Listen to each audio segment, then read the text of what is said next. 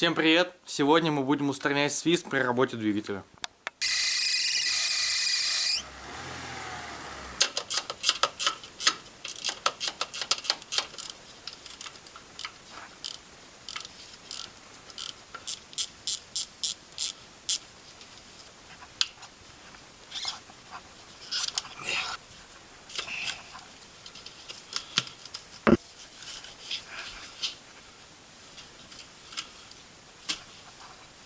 Сняв все то, что нам мешало, мы видим то, что ремень генератора у нас ослаблен.